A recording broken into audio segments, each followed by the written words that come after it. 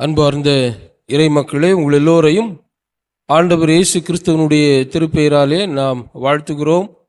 நம்முடைய தாயும் தந்தையுமாகிய கடவுளிடமிருந்தும் நம் ஆண்டவர் இயேசு கிறிஸ்துவனிடமிருந்தும் நமக்கு அருளும் அமைதியும் உண்டாவதாக. ஒவ்வொரு நாளும் இந்த காலை தியான வழிபாட்டிலே நாம் என்ன பொருத்தனையோடு, உபவாசத்தோடு, நோக்கத்தோடு, ஜெபத்தோடு பங்கு பெறுகிறோமோ அதனை ஆண்டவர் நம்முடைய வாழ்வில் அருளி செய்வாராக. இந்த ஆண்டு தவக்காலத்தில் நாம் பாவத்தின் பரிமாணங்கள் என்கின்ற செம்பொருளில் ஒவ்வொரு நாளும் ஒவ்வொரு தலைப்பின் கீழ் நாம் சிந்தித்து கொண்டு வருகிறோம். இந்த நாளிலே நாம் சிந்திக்க இருக்கும் தலைப்பு சிலுவையும் மீட்பும் என்பதாகும். சிலுவை ரோம பேரரசின் கொலை கருவியாக, கொலை சின்னமாக அது கருதப்பட்டது.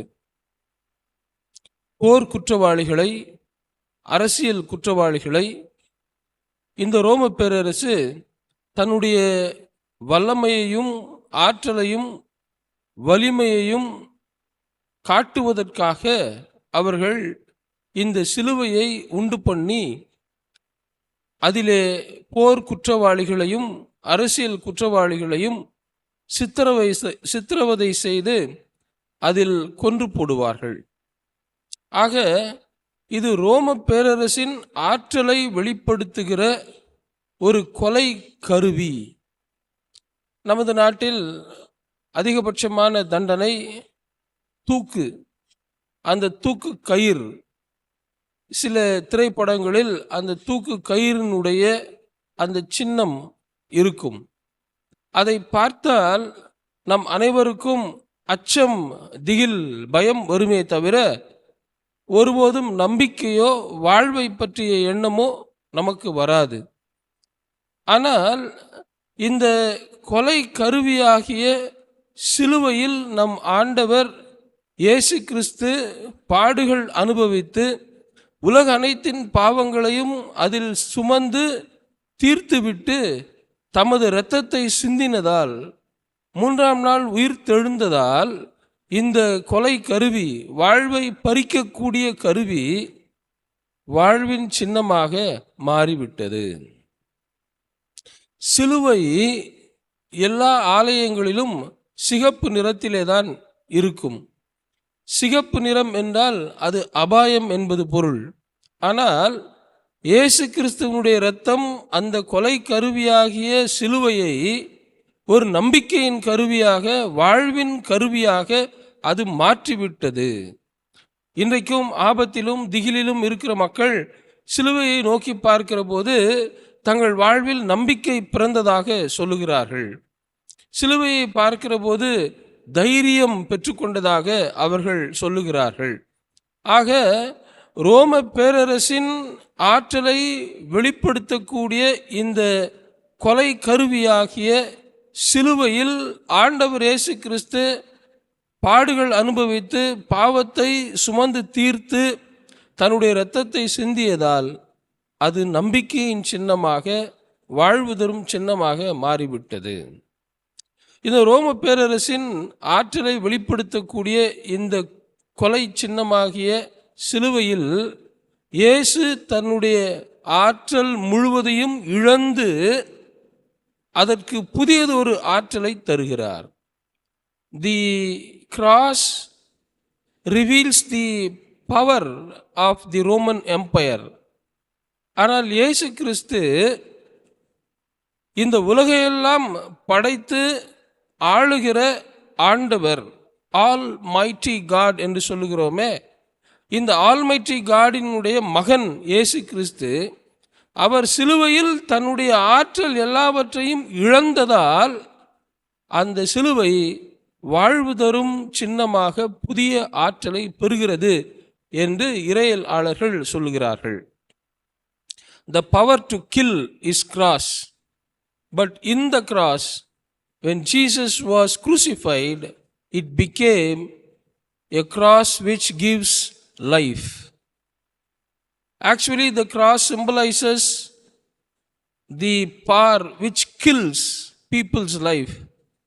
But then on the cross, by the death and resurrection of Jesus, it has become a powerful symbol of life. இந்த பின்னணியத்திலே நாம் 3 குறிப்புகளின் கீழ் சிலுவையையும் அது நமக்கு தருகிற வாழ்வையும் நாம் சிந்திக்கலாம்.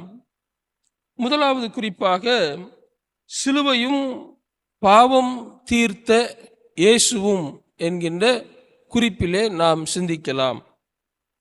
ஏசாயா 53:5 வாக்கியத்தில், அவர் நமக்காக நொறுக்கப்பட்டார், நாம் விரும்பத்தக்க ரூபம் அவருக்கு இல்லாமல் போனது, நம்மீது சமாதானத்தை உண்டு பண்ணும் ஆக்கினை அவர் மேல் வந்தது என்று நாம் பார்க்கிறோம். சிலுவையில் இயேசு கிறிஸ்துவை பார்க்கிற போது அவருக்கு மானிட உருவம் இல்லை, மக்கள் விரும்பி பார்க்கின்ற வடிவம் இல்லை. அவர் சிலுவையில் நொறுக்கப்பட்டார். அனைவருடைய பாவங்களுக்காகவும் அவர் சிலுவையில் தண்டிக்கப்பட்டார். அப்படியானால் உருக்குலைந்த நிலையில் ஆண்டவர் இயேசு கிறிஸ்து சிலுவையில் தொங்கிக் கொண்டிருந்தார். யோசித்து பாருங்கள், இந்த உலகம் அனைத்தும் அவரால் தான் உண்டானது. கடவுள் வார்த்தையாகிய இந்த இயேசுவை கொண்டுதான் உலக அனைத்தையும் உருவாக்கினார். உலக அனைத்தையும் வடிவத்திற்குள் கொண்டு வந்து உருவாக்கிய இந்த ஆண்டவர் இயேசு கிறிஸ்து உலக அனைத்தின் மக்கள் மீட்கப்பட வேண்டும் என்று சொல்லி தன்னை உருக்குலைத்து கொண்டார். இறை மகன் என்கின்ற அடையாளம் அவருக்கு உண்டு. ஆனால் அந்த அடையாளத்தையே இழந்து மனுமக்களையெல்லாம் மீட்கும்படி மனிதனாக வந்தார். அதிலும் தன்னுடைய மனித உருவத்தை சிலுவையில் அவர் இழக்கிறார். சிலுவையில் தன்னைத்தானே தன்னுடைய அடையாளத்தை இழந்து, இறை மகன் என்கின்ற அடையாளத்தை இழந்து உருக்குலைந்த நிலையில் வாழ்வு இழந்திருக்கிற மக்களை அவர் வாழ்வுக்கு நேராக வழி நடத்தினார். உலகத்தின் பாவத்தை சுமந்து தீர்க்கிற இறை ஆட்டுக்குட்டி என்பதுதான் அவருக்கு சூட்டப்பட்ட பெயர். யோவான் ஸ்நானகன் அப்படித்தான் இயேசு கிறிஸ்துவை முதல் பார்க்கிற போது அவரை பார்த்து சொன்ன வார்த்தைகள், இதோ உலகத்தின் பாவத்தை சுமந்து தீர்க்கிற இறை ஆட்டுக்குட்டி. பழைய ஏற்பாட்டு காலத்தில் பாஸ்கா விழாவில் ஒரு ஆட்டுக்குட்டியை அடிப்பார்கள். அதனுடைய இரத்தத்தை அவர்கள் பாவம் போக்கும் பலியாக மற்றவர்கள் மீது தெளிப்பார்கள். இங்கே பாஸ்கா முடிகிறது. ஆண்டவர் இயேசு கிறிஸ்து சிலுவையில் இறை ஆட்டுக்குட்டியாக பலியிடப்படுகிறார். அந்த சிலுவையில் வடிகின்ற இரத்தம் உலக அனைத்தின் பாவங்களையும் தீர்த்து விடுகிறது. இதுவரை உலகத்தில் பிறந்தவர்கள், இனி பிறக்கப் போகின்றவர்கள் எல்லாருடைய பாவங்களையும் அவர் சிலுவையில் சுமந்து தீர்த்து விட்டார். இயேசு கிறிஸ்துவின் இரத்தம் சகல பாவங்களையும் நீக்கி நம்மை தூய்மைப்படுத்துகிறது. சிலுவை இப்படி பாவத்தை சுமந்து தீர்த்த இயேசுவை சுமந்ததால் அந்த சிலுவை இப்போது வாழ்வின் கருவியாக அது மாறிவிட்டது. சிலுவையில் இயேசு பாவத்தை எல்லாம் சுமந்து தீர்த்து விட்டதால் அது கொலை சின்னமாக அல்ல, வாழ்வின் சின்னமாக இப்போது மாறிவிட்டது. ஆண்டவர் இயேசு கிறிஸ்து தன்னுடைய அடையாளத்தை சிலுவையில் இழந்ததால் மனுமக்கள் எல்லோரும் பாவிகள் என்கின்ற நிலையிலிருந்து கடவுளின் பிள்ளைகள் என்கின்ற அடையாளத்தை அவர் கொடுத்து விட்டார். நீயும் நானும் இந்த உலகில் ஒரு அடையாளத்தோடு வாழ வேண்டும் என்பதற்காக தன்னுடைய அடையாளத்தை சிலுவையில் அவர் இழந்து விட்டார். சிலுவையில் பாவத்தை சுமந்து தீர்த்து விட்டார். சிலுவையில் தன்னுடைய அடையாளத்தை இழந்து உனக்கும் எனக்கும் ஒரு அடையாளத்தை, கடவுளின் மக்கள் என்கின்ற அடையாளத்தை அவர் உருவாக்கி தந்தார். சிலுவை சின்னம் மட்டுமல்ல, அது பாவத்தை போக்கும் இடம். இன்றைக்கு உலகில் பல பேர் பாவம் போக்குவதற்காக பல்வேறு இடங்களுக்கு போகிறார்கள். மலைக்கு போகிறார்கள், ஆறுகளை தேடி ஓடுகிறார்கள், இன்னும் பலர் பல குகைகளை தேடி ஓடுகிறார்கள், ஞானம் பெற்றுக்கொள்ள பல இடங்களுக்கு செல்லுகிறார்கள். ஆனால் இந்த சிலுவை நமக்கு வாழ்வை தருகின்ற இடமாக, மீட்பை தருகின்ற இடமாக அது இருக்கிறது. ஏனென்றால் நம் அனைவரின் பாவங்களையும் இயேசு சிலுவையில் சுமந்து தீர்த்து விட்டார். ஆட்டுக்குட்டியானவரின் இரத்தத்தால் கழுவப்பட்டவர்கள் இந்த சிலுவை என்கின்ற இடத்தில் வாழ்வை அவர்கள் பெற்றுக்கொள்ளுகிறார்கள். இரண்டாவதாக, சிலுவையும் மரணம் வென்ற இயேசுவும் என்கின்ற குறிப்பிலே நாம் சிந்திக்கலாம்.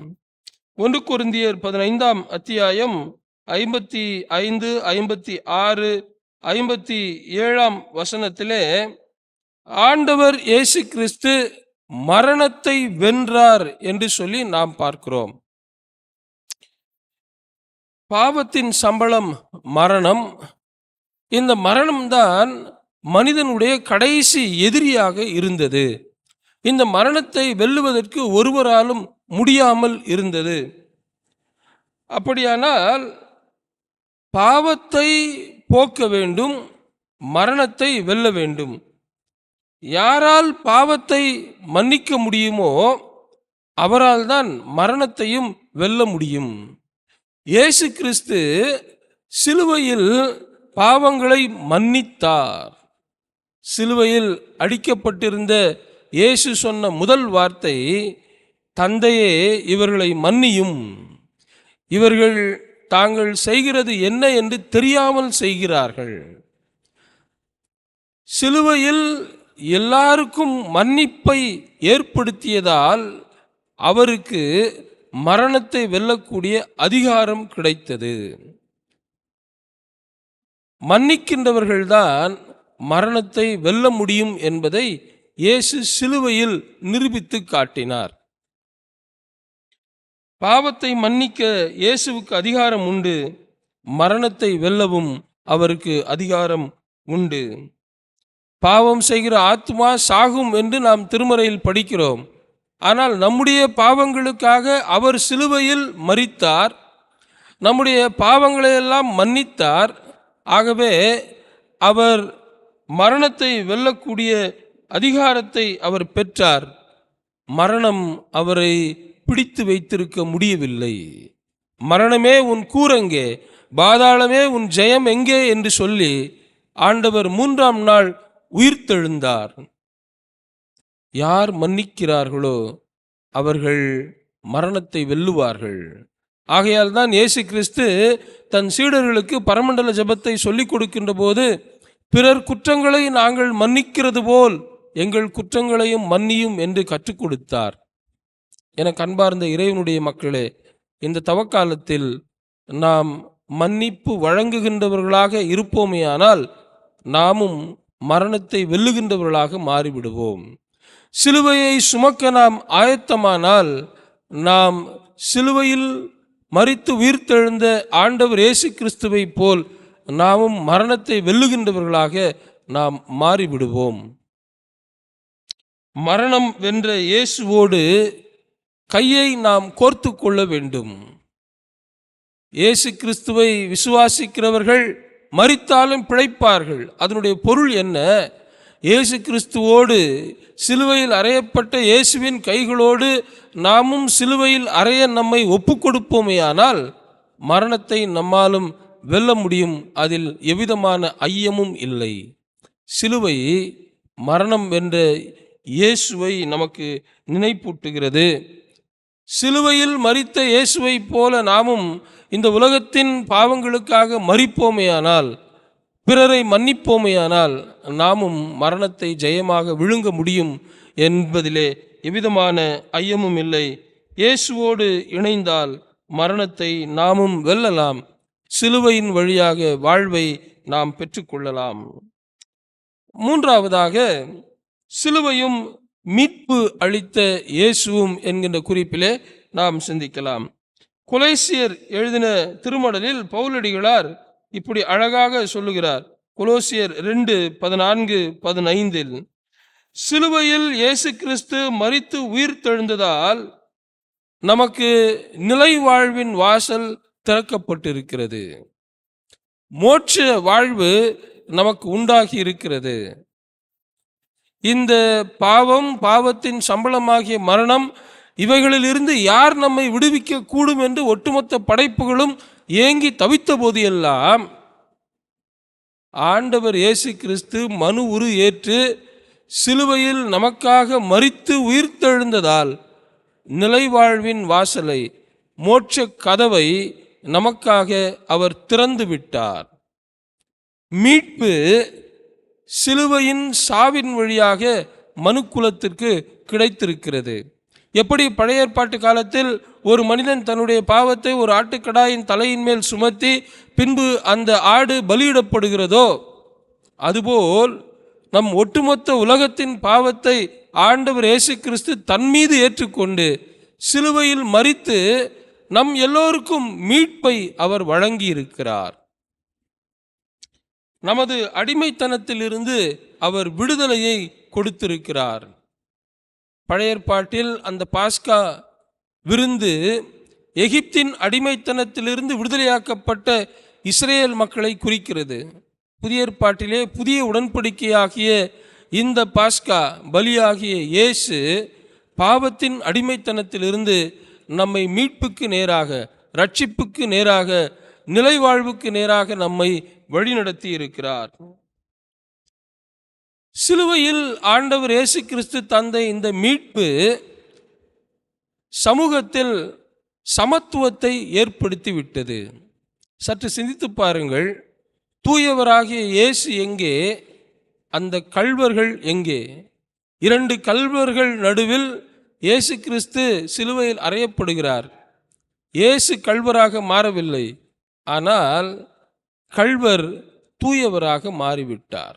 சிலுவை நமக்கு உணர்த்துகின்ற உண்மை, அது மீட்பு தருகிறது. அது இந்த உலகில் சமத்துவத்தை ஏற்படுத்துகிறது. தூயவரும் கள்வரும் சிலுவையில் அடிக்கப்பட்டார்கள். அந்த கள்வர் தூயவராக மாறிவிட்டார். சிலுவை சமத்துவ சமுதாயத்தின் அடையாளமாக நமக்கு மீட்பை அருளுகிறது. இந்த சிலுவையின் வழியாக நீதி நம்முடைய வாழ்வில் கிடைக்கின்றது.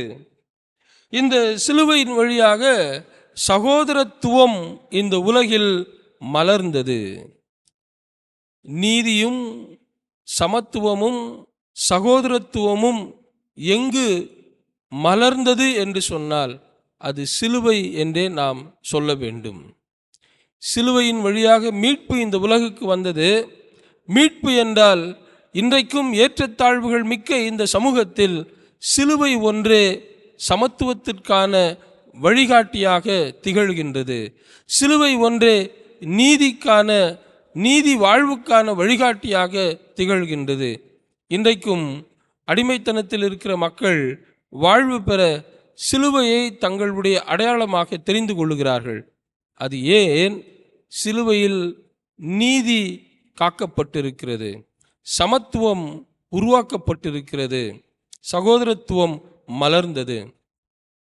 எனக்கு அன்பார்ந்த இறைவனுடைய பிள்ளைகளே, இந்த சிலுவையை சுமப்பதற்காகத்தான் ஆண்டவர் இயேசு கிறிஸ்து நமக்கு அழைப்பு விடுக்கிறார். ஒருவர் என் பின்னே வர விரும்பினால் அவர் தன்னைத்தான் வெறுத்து தன் சிலுவையை எடுத்துக்கொண்டு என்னை பின்பற்ற கடவன். அப்படியானால் இந்த சிலுவையை சுமக்க நாம் இந்த தவக்காலத்தில் ஆயத்தமாக வேண்டும். இந்த சிலுவை நான் பாவத்திற்கு மரித்திருக்கிறேன் என்பதை நம்முடைய வாழ்வில் நமக்கு உணர்த்த வேண்டும். இந்த சிலுவை நான் மரணத்தை வெல்லுவேன் என்கின்ற நிச்சயத்தை நமக்கு தர வேண்டும். இந்த சிலுவை சமத்துவ சமுதாயத்தை உருவாக்கிட நமக்கு ஆற்றலை தர வேண்டும். இந்த சிலுவையை தவக்காலத்திலே சிந்திக்கின்ற நாம் இயேசுவினுடைய கைகளோடு நாமும் கைகோர்த்து மக்களுடைய விடுதலை வாழ்வுக்காக நம்மை அர்ப்பணிக்க சிலுவை நமக்கு அழைப்பு விடுக்கின்றது. இந்த சிந்தனையோடு இந்த நாளை நாம் துவங்குவோம். இறை அருள் நம்மோடு இருந்து நம்மை வாழ்வுக்கு நேராக உந்தித்தள்ளி அநேகரை இந்த வாழ்வின் சமத்துவ வாழ்வின் கூட்டுக்குள்ளாக சேர்க்க நமக்கு அருள் புரிவதாக. ஆமேன்.